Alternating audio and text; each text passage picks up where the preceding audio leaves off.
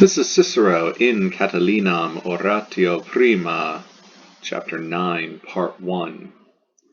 And Cicero writes, Quamquam quid loquor, te ut ulla res frangat, tu ut umquam te corrigas, tu ut ullam fugam meditere, tu ut ullam exilium cogites, Utinam tibi istam mentem di inmortales duint, tametsi video, si mea voce perterritus ire in exilium animum induxeris, quanta tempestas invidiae nobis, si minusim praesens tempus recenti memoria scelerum tuorum, at in posteritatem impendeat.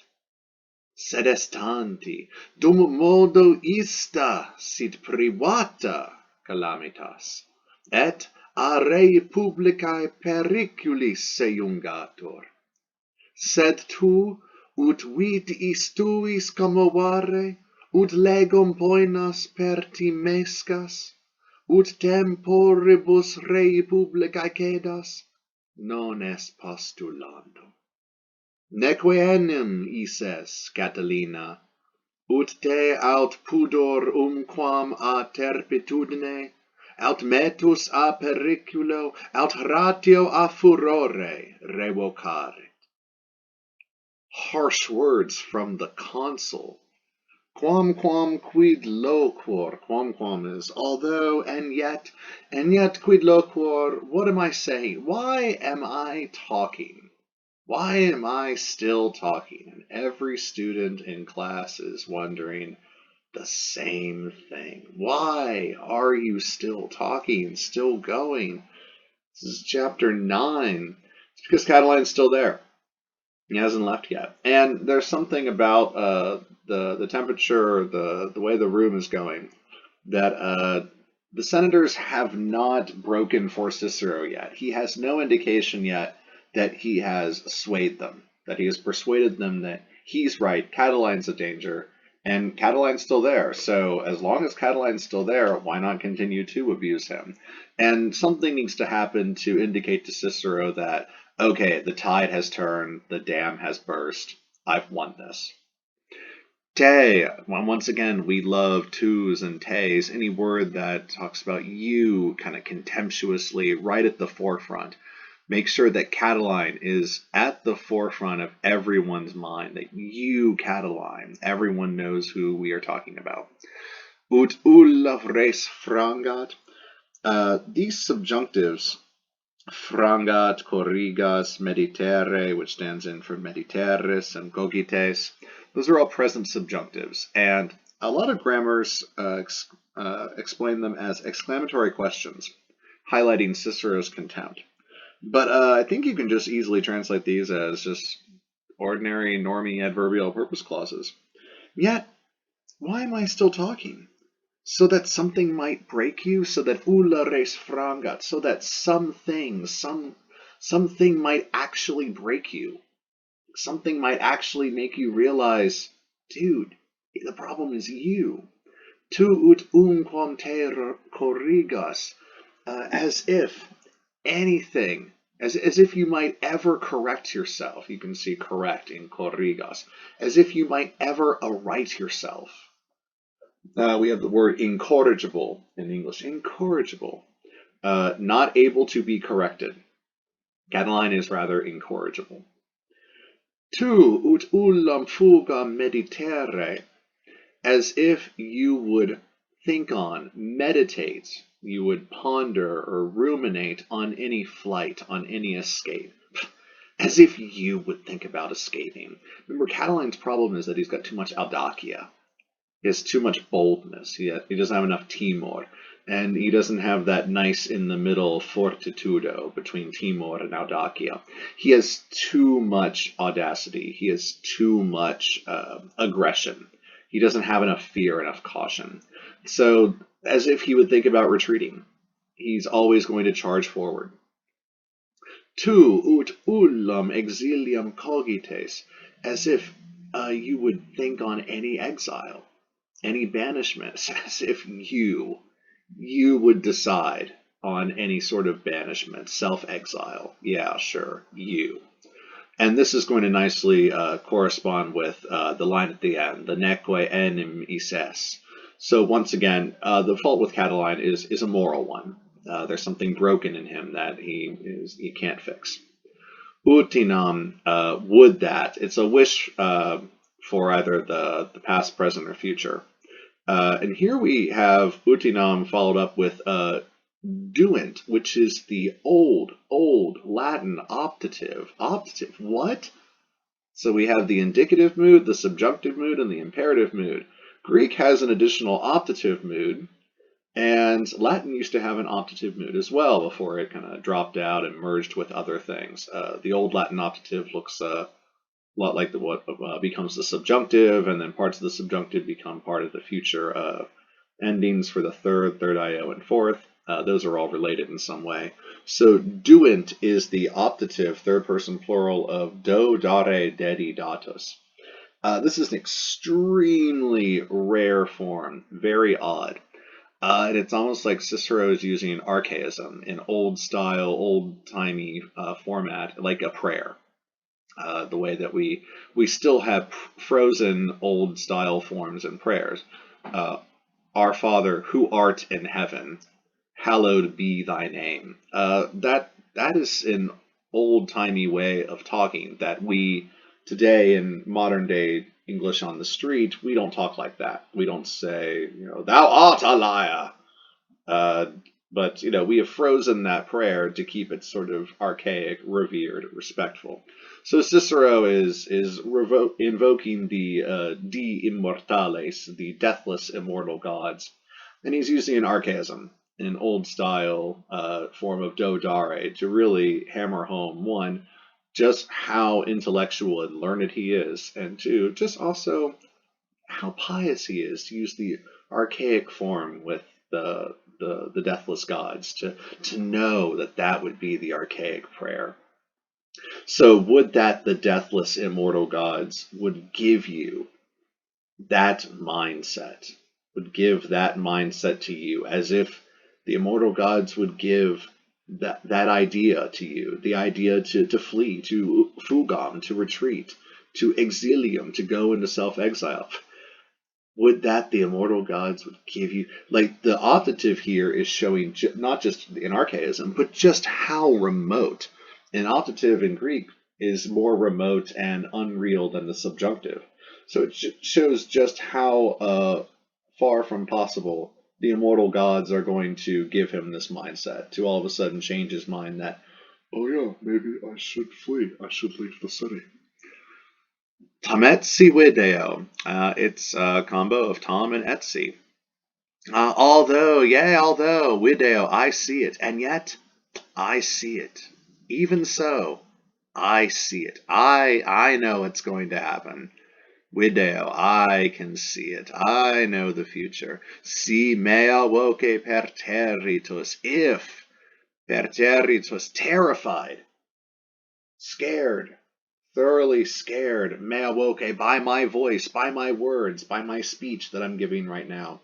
If you become so scared by my voice that ire in exilium animum induxeris, that you will lead your mind, you'll finally induxeris, lead your animum, your mind, your heart, to go ire in exilium. You finally decide, take it upon yourself to go into exile, having become terrified by my voice. Yes, I know, tametsi video, I know it's going to happen.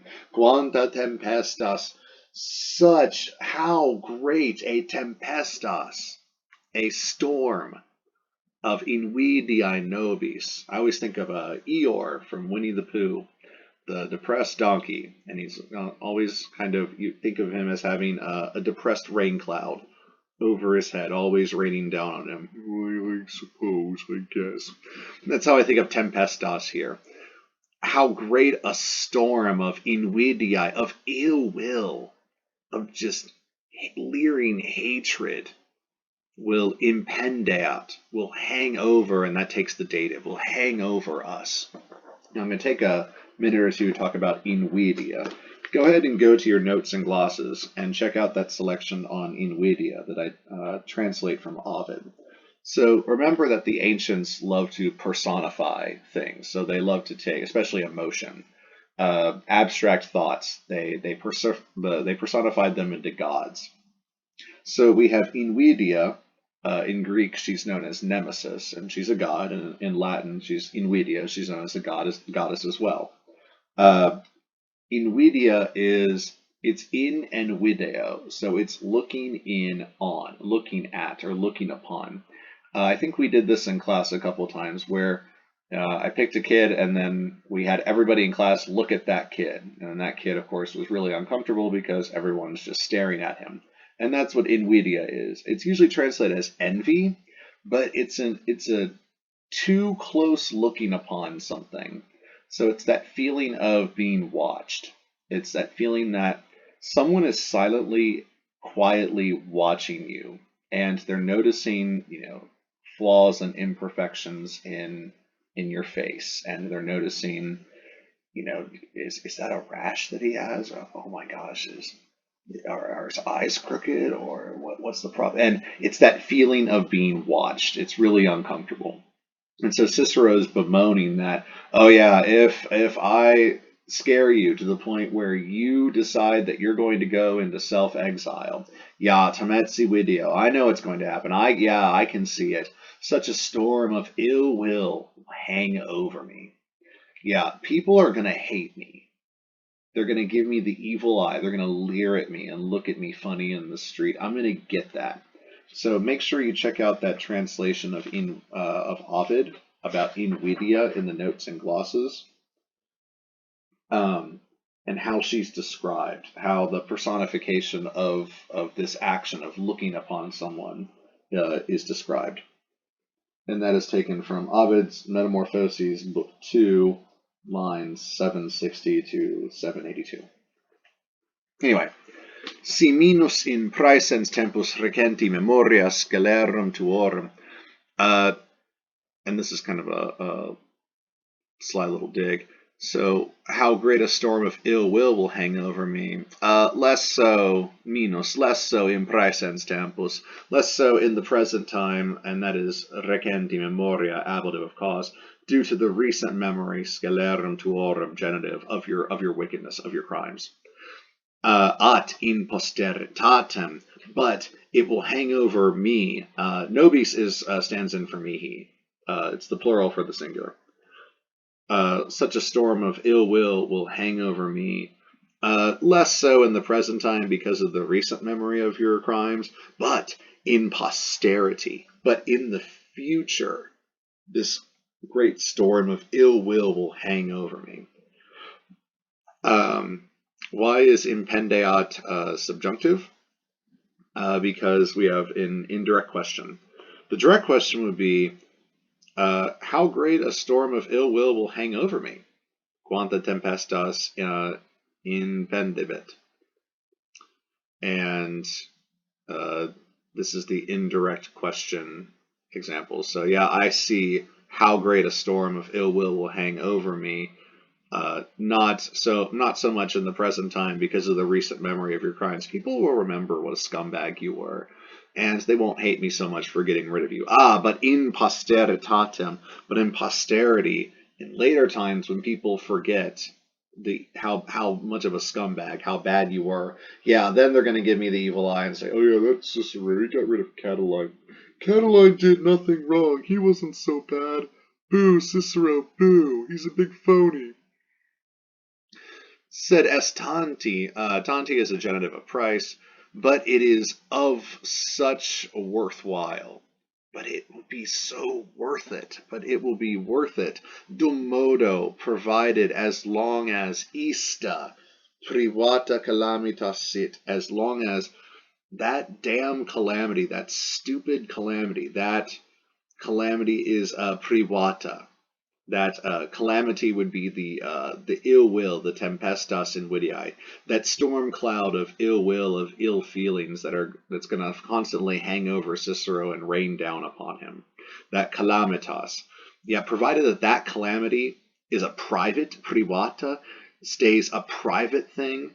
It's something that happens just to me, something that it remains personal, privata, and is re publicae periculis seiungator, and is seiungator, separate from the dangers, periculis, plus the ablative of separation, periculis, from the dangers of the Republic, or dangers to the Republic. All right, fine. It'll be worthwhile to get this storm of ill will, to have people look at me and stare at me and give me the evil eye. That will be worthwhile, provided that it's something that just happens to me and the Republic is spared. I will take on the storm of ill feelings for having gotten rid of you, provided that the Republic is safe. Sed tu ut vitis tuis commoveare. Commoveare is for commovearis, which, you know, that Cicero likes to do that. We had meditere up there for mediteres. But tu, once again, keeping you in the forefront. You, Catiline, you bastard. Ut vitis tuis commoveare, so that you might be commoveare, you might be moved by your vitis. A vitium is a flaw, a vice, by your vices, but you, so that you might be moved by your vices. Ut legum poenas pertimescas, so that you might be scared of the punishments of the laws. That ut temporibus re publicae cedas, so that you might yield or cede to the times of the Republic, to the current situation of the Commonwealth, of the government. Non est postulandum. All that stuff must not be demanded. Non est postulandum, we have it must not be demanded, and this is the main sentence. Non est being the main verb. This is a passive periphrastic. It must not be demanded, it must not be asked. We can kind of infer that the agent, if there were a dative of agent, would be nobis. We must not ask. It's too much to ask that you commoveare, that you be moved by your vices, by your flaws. Suppose it's too much to ask that you be scared that the penalties that the law affords, that you yield to the current situation of the Republic. All that, non est postulanum, it must not be asked. We must not ask this of Catiline. It's too much. It's too much to ask him to conform with society.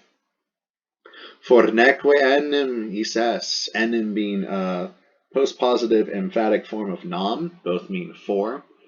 For neque, for not, and the emphasis is on the neque. He says, for you are not someone, for you are not an is, a person. For you are not someone, Catiline, the vocative, Catilina, direct address. Ut te aut pudor umquam a terpitudine, out, and then we see these outs. These are all correlative conjunctions, either or and or. And this, like the ut vitis tuis commoveare, the ut, and then legum, and then the ut temporibus, this is a tricolon crescens. So there are tricolon 3 units, 3 things. Ut vitis tuis commoveare, ut legum poenas pertimescas, and ut temporibus re publicae cedas. 3 things.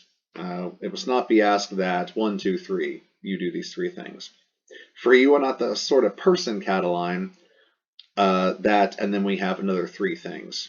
Aut pudor umquam a terpitudine, aut metus a periculo, aut ratio a furore revocaret. Revocaret is the verb for all of them. It is a syncopated shortened form for revocaverit. Is that future perfect or perfect subjunctive? Hopefully you said that is going to be the perfect subjunctive, because we have a subjunctive clause here. You are not the sort of person, are you, Catiline? You are not the sort of person, with the result that, and then we have a perfect subjunctive, a prior action, revocare, that either pudor is shame, it's the blush, when you are humiliated or embarrassed, you know you've done something wrong or shameful. It's that your face getting red. It's the blush, pudor, shame. That either shame, and of course the implication is Catiline's never felt shame.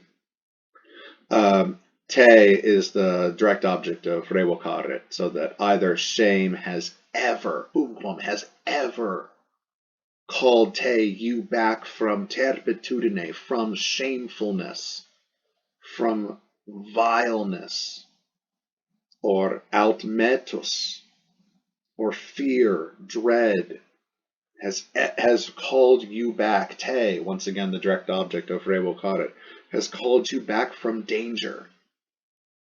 When has caution or fear ever called you back from running a risk? Oratio, reason, rationale, has recalled you from madness. For you are not the sort of person, Catiline, that either shame has ever recalled from shamefulness, fear has ever recalled from danger, or reason has ever recalled from madness. Powerful stuff.